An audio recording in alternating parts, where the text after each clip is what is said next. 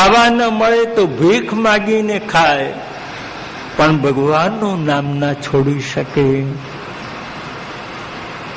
જેને એકવાર ભગવાનના નામમાં, ચરિત્રમાં રસ પડી ગયો,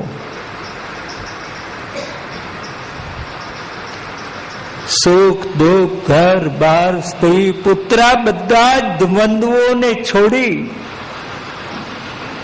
સુવા ન મળે તો રસ્તા ઉપર સૂઈ રહે, ખાવા ન મળે તો ભીખ માગીને ખાય, પણ એ ભગવાનના કથા રસને છોડી શકતો નથી.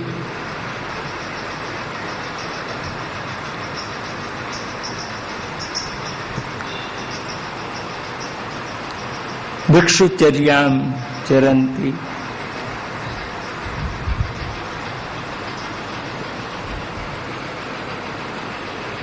પછી એ કથા રસનો અધિકારી હોય કે ન હોય, કદાચ ચોર લૂંટારો બી એને કાને કથા રસ આવી જાય તો પણ એને પણ કથા પોતાની પાછળ પાગલ બનાવી દે. ભગવાન પોતાના સ્વરૂપથી બીજાને જેટલો મોહ નથી કરતા એટલો પોતાની કથાથી જગતમાં, માનવના હૃદયમાં મોહ ઉત્પન્ન કરે છે અને પાગલ બનાવે છે.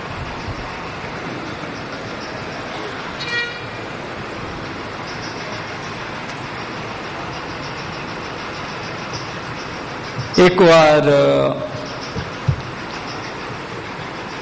મદ્રાસમાં કથા હતી ને એક તામિલ ભાઈ આવ્યા, મળ્યા, અને અંગ્રેજી ને તામિલ સિવાય બીજું ના આવડે. એક હું કૃષ્ણ ઉપર, કૃષ્ણની નગરી ઉપર હું રિસર્ચ કરું છું કે મારી પાસે ગ્રીક કોઈન સિક્કો છે જેમાં કૃષ્ણની છાપ છે, તમે મારે ત્યાં જોવા ચાલો. એને ત્યાં ગયો, બધું એને જે કલેક્શન બધું ભેગું કરેલું તે બતાવ્યું. મેં એને પૂછ્યું, તમને કૃષ્ણમાં આટલો બધો પ્રેમ કેમ થયો?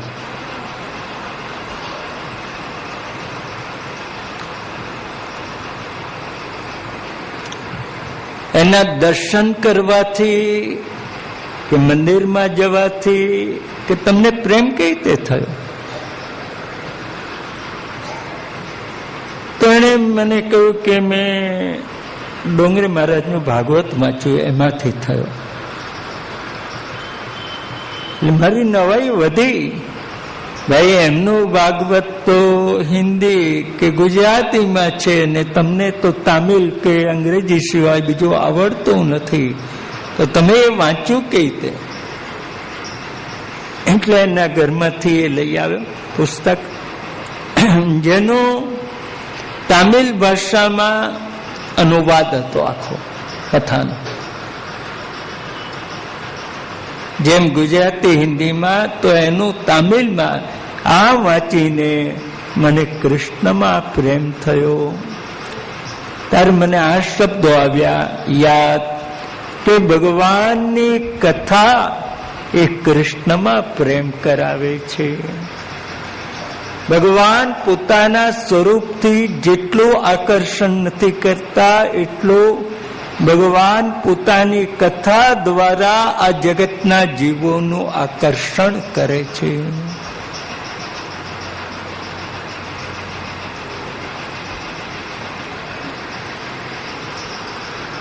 એમના રાગ વગેરે જીવનના ધર્મો ચાલ્યા ગયા. સંસારી વૈરાગી આ બધાને કથા મોહ ઉત્પન્ન કરે છે, સંમોહિત કરે છે.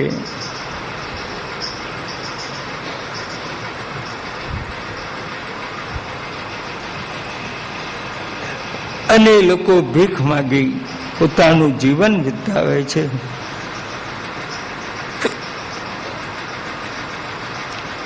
તો આ રીતે જો કથા ભટકતા કરી દેતી હોય તો એ કથાને છોડી દેવી જોઈએ ને.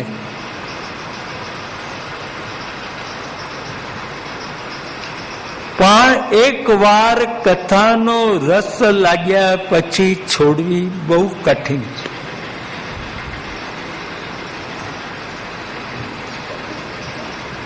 આજના જમાનામાં તો બહુ સારું આપણી પાસે પ્રમાણ છે. ટીવીમાં સિરિયલ આવે એને કથા જ કહેવાય ને, એક જાતની કથા જ કહેવાય ને. અને એનો જેને રસ લાગ્યો એ છોડવો સહેલો ખરો? આમ કોઈને ત્યાં પ્રસંગે જવાનું હોય તો મોડા વહેલા જાય, પણ ટીવી ઉપર સિરિયલ જોવા બેસવાનું હોય તો ટાઈમસર. એમાં જરાય મોડું નહીં. બધું કેટલા એક કથા એમાં છે, કથા રસ જ છે. તો એ લૌકિક કથા રસ છે. ભાગવત વગેરેમાં આ પંચગીતોમાં અલૌકિક કથા રસ છે. તો એક લૌકિક કથા રસ પણ આમ કેવું આકર્ષણ કરે છે આપણું. તો અલૌકિક ભગવાનનો કથાનો રસ એ છોડવો કેટલો કઠિન. જેને જેને લાગ્યો એ છોડી શક્યા નહીં. એક દિવસ પ્રહલાદને એની માં કે, બેટા તારા બાપને ભગવાનનું નામ નથી ગમતું, તો તું તારા બાપ પાસે ભગવાનનું નામ શું કામ લે છે? છોડી દે ને, નકામો માર ખાય છે. તો પ્રહલાદ જવાબ આપે છે, માં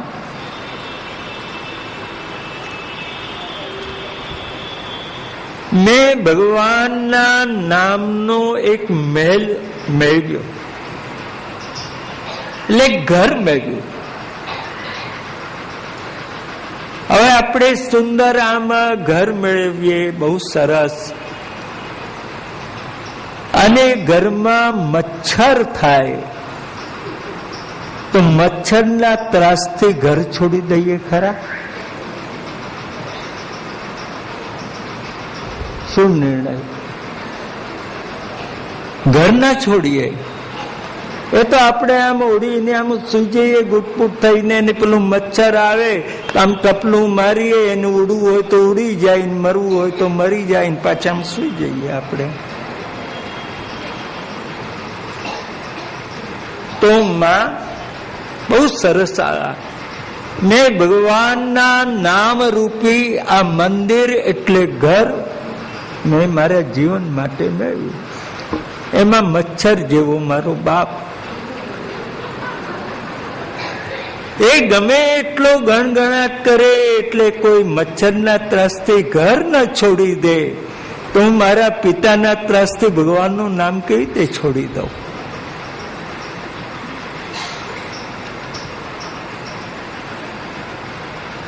કોઈને રાજી રાખવા માટે આપણે મચ્છરને રાજી રાખવા ઘર ના છોડીએ, તો કોઈને રાજી રાખવા માટે ભગવાનનું નામ છોડાય કેમ? ભગવાનની કથા છૂટે એવી છે જ નહીં.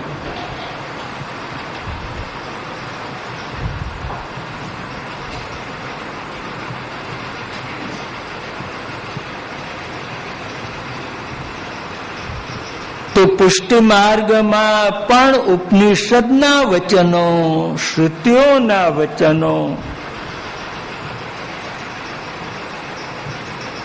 એ ત્યાગ કરવા જેવા નથી, એ તો સ્વીકારવા જેવા છે.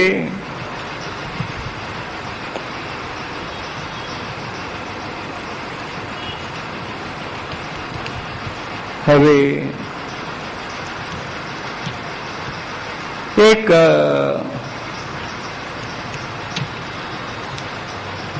સાત્વિક પર્યાયમાં